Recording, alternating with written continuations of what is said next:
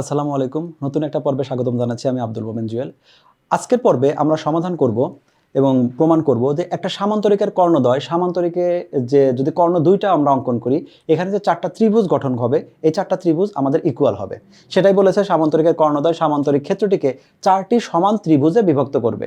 আমরা যদি ছবি থেকে দেখি তাহলে এইটা যদি আমাদের একটা সামান্তরিক হয়, এই কর্ণ দুইটা যখন এঁকেছি তখন আমাদের টোটাল চারটা ত্রিভুজ গঠন হয়েছে। আমাদের 1 2 3 4, এই যে চারটা ত্রিভুজ গঠন হলো, সেক্ষেত্রে দেখো এই যে ত্রিভুজটা, এই ত্রিভুজের এখানে হাইটটা কম কিন্তু ওর বেসটা বড়। এটার বেসটা কম, হাইটটা কিছুটা বেশি। কারণ খেয়াল করো, এটার হাইট যদি এইটা হয়, এটার হাইট যদি এইটা হয়, তো ত্রিভুজগুলোর কি হচ্ছে, কারো বেস বড়, কারো বেস ছোট, কারো হাইট বড়, কারো হাইট ছোট, কিন্তু আলটিমেটলি এই চারটা যে ক্ষেত্র আছে এদের ক্ষেত্রফল আমাদের একই রকম হবে। সেটা আমরা প্রমাণ করব। প্রথমে একদম প্রচলিতভাবে না চিন্তা করে আমরা নর্মালি চিন্তা করি ত্রিভুজ ক্ষেত্রগুলোকে। তো এখানে আমাদের যেটা তৈরি হচ্ছে, এটা একটা সামান্তরিক। আমি কি করব, প্রথমে এই যে কর্ণটা আঁকলাম, দুইটা কর্ণ আঁকতে হবে। এই একটা কর্ণ আঁকলাম, এই একটা কর্ণ আঁকলাম, তাহলে এখানে চারটা ত্রিভুজ গঠন হয়ে গেল। এই চারটা ত্রিভুজের মধ্যে আমরা শুরুতে যে কোনো একটা ত্রিভুজ দেখে ফোকাস করি। আমরা ধরো যে এই ত্রিভুজটার মধ্যে ফোকাস করলাম, শুধুমাত্র এইটুকের জন্য শুধু এই ত্রিভুজটাকে তুমি ফোকাস করো। এই ত্রিভুজটাকে ফোকাস করব। তাহলে এখন শুধু এই ত্রিভুজটাকে যদি ফোকাস করি তাহলে আমরা কি জানি? আমরা জানি যে এখানে এইটা তো সামান্তরিকের কর্ণদ্বয় পরস্পরকে মধ্যবিন্দুতে ছেদ করে। অর্থাৎ এই যে বিডি বাহুর এইখানে যদি আমি ও বিন্দু দেই, তাহলে ও বিন্দুটা অবশ্যই বিডি বাহুর মধ্যবিন্দু। তুমি কিন্তু আপাতত ফোকাস করছো শুধুমাত্র এই যে ব্ল্যাক কালার ডট এই দেওয়া আছে, ডোরা কাটা দেওয়া আছে, শুধুমাত্র এইখানে।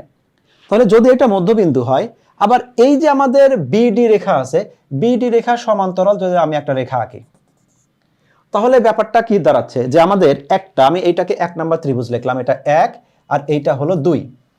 1 নাম্বার ত্রিভুজের হাইট এবং 2 নাম্বার ত্রিভুজের হাইট সমান হবে দুইটা ভাবে, কারণ দুইজনেরই শীর্ষবিন্দু সি।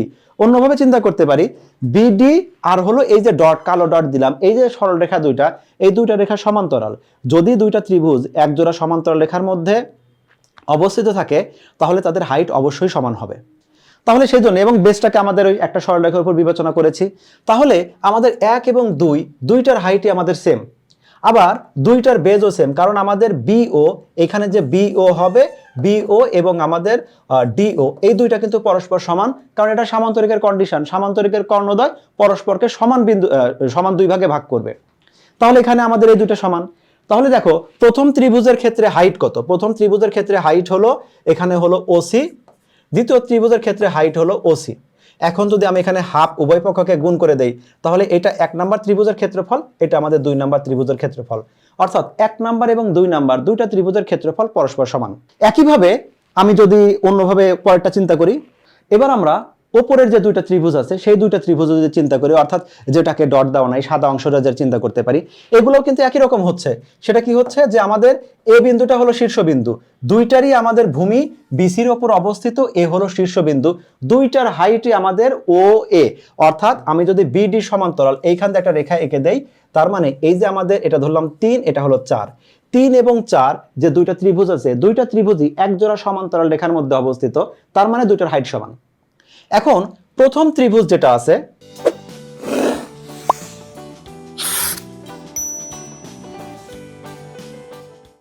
এটা 3, এটা 4, এই 3 নাম্বার ত্রিভুজ যেটা আছে সেটার আমাদের হাইট হলো ও এ, হ্যাঁ ও এ।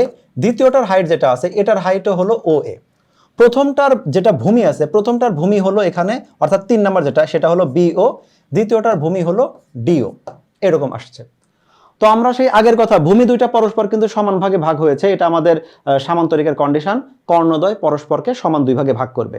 উভয় পক্ষ যদি আমি হাফ গুণ করে দেই, তাহলে তো কি হচ্ছে, এই কর্ণ দুই আমাদের ক্ষেত্রফল দুইটা সমান হচ্ছে।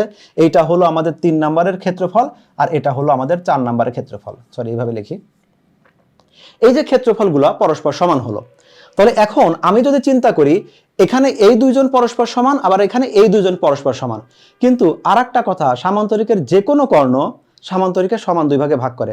অর্থাৎ এইখানে আমাদের যে ত্রিভুজ আছে, এই ত্রিভুজ, একটা ত্রিভুজ হলো এ বি ডি, আর একটা ত্রিভুজ হলো এখানে হলো সিবিডি ত্রিভুজ, এটা হলো সি বি ডি।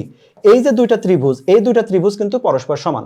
তাহলে আমরা একদম ফিনিশিং এ গিয়ে কি বলতে পারি, এই যে 3 নাম্বার ত্রিভুজটা, সেটা হলো ত্রিভুজ, এটা হলো আমাদের এ বি, এখানে ছিল আমাদের এ, সরি এখানে ছিল বি, এ বি ডি, এই এ বি ডি এর অর্ধেক, এ বি ডি এর অর্ধেককে, এ বি ডি এর অর্ধেক হলো আমাদের দুইটা ত্রিভুজ, এই যে আমি যেটাকে 3 লিখলাম, 3 অথবা 4, এটা আমি ইংলিশে লিখে দেই, এটা হলো ইংলিশে 4, এই 3 অথবা 4 এরা দুইজনই কিন্তু এ বি ডির অর্ধেক। আবার এই যে আমাদের 1 অথবা 2, এটা হলো হাফ অফ কত, ত্রিভুজ সি সি বি ডি, এই দুইটার অর্ধেককে, এই ত্রিভুজের অর্ধেক হবে কোনটা, 1 অথবা 2, এই যে 2 নাম্বার ত্রিভুজ, আমি তোমাকে 1 অথবা 2 দিয়ে দেখাচ্ছি, সরাসরি দেখাচ্ছি যে ত্রিভুজ কোনটাকে বলছি। 1 নাম্বার ত্রিভুজ বলতে কি বোঝাচ্ছে, ও বি সি, 2 নাম্বার বলতে বোঝাচ্ছে ও ডি সি। এই ত্রিভুজ দুইটা দেখো, এরা সবাই কি হাফ হাফ করে আছে, আবার এরা নিজেদের মধ্যে সমান। তাহলে বোঝা যাচ্ছে যে এই ত্রিভুজটা, এই অংশ পরস্পর সমান, আর এই অংশের অর্ধেক, টোটালটার অর্ধেক হলো 3, টোটালটার অর্ধেক হলো 4, আবার এই টোটালটার অর্ধেক 1, এই টোটালটার অর্ধেক হলো 2, অর্থাৎ 1 2 3 4, এই 4টা হলো ইকুয়াল। তো এই কথাগুলোই আমরা নর্মালি যেভাবে জ্যামিতিতে রিপ্রেজেন্ট করি, সেক্ষেত্রে রিপ্রেজেন্ট করেছি এভাবে। প্রথমে আমরা ত্রিভুজটার বর্ণনা, চতুর্ভুজটার বর্ণনা দিয়ে দিলাম যে এবিসিডি একটা সামান্তরিক, সেই সামান্তরিকে দুইটা কর্ণ পরস্পর ও বিন্দুতে ছেদ করেছে, এবং তাতে করে আমাদের যে 4টা ত্রিভুজ গঠন হয়েছে, সেই 4টা ত্রিভুজ কোনটা, একটা হলো আমাদের এওবি আছে, তারপরে আছে বিওসি, সিওডি, তারপরে এওডি, এই 4টা ত্রিভুজের ক্ষেত্রফল পরস্পর সমান হবে। সেক্ষেত্রে আমরা ইউজ করেছি সেই একই কথা, সামান্তরিকের কর্ণ দুইটা পরস্পর ও বিন্দুতে ছেদ করেছে, তার মানে এই কর্ণগুলো পরস্পরকে সমান ভাগে ভাগ করেছে, সেটাই লিখলাম যে বিও সমান ডিও, এও সমান ওসি। তারপরে আমরা একটা একটা করে ত্রিভুজ ধরলাম। এখানে লেখাগুলো ছোট না করলে তুমি ত্রিভুজকে কম্পেয়ার করতে পারবে না, যেটা আমি আগের নোটে তোমাকে বিস্তারিত দেখিয়েছি। এই যে আমাদের ত্রিভুজ কল্পনা করলো কার সাথে, প্রথমে বিডিসি, আমাদের বিডিসি, এই যেটাকে আমরা কালো ডট দিয়ে দেখিয়েছিলাম। এভাবেই আমরা প্রমাণ করব, মানে ওইখানে যে কথাগুলো বলেছি সেই কথাগুলোই গুছিয়ে একটু সংক্ষেপে এখানে রিপ্রেজেন্ট করা আছে। তাহলে এভাবে আমরা প্রমাণ করতে পারবো সামান্তরিকের কর্ণদ্বয় পরস্পরকে ছেদ করলে যে 4টা ত্রিভুজ গঠন হয়, সেই 4টা ত্রিভুজের দুইটার করে আকৃতি আলাদা হলেও এদের ক্ষেত্রফল সংখ্যা সমান। আমাদের সাথে থাকার জন্য ধন্যবাদ, দেখা হবে পরবর্তী অন্য একটা ক্লাসে। আজকের মতো বিদায় নিচ্ছি, আল্লাহ হাফেজ।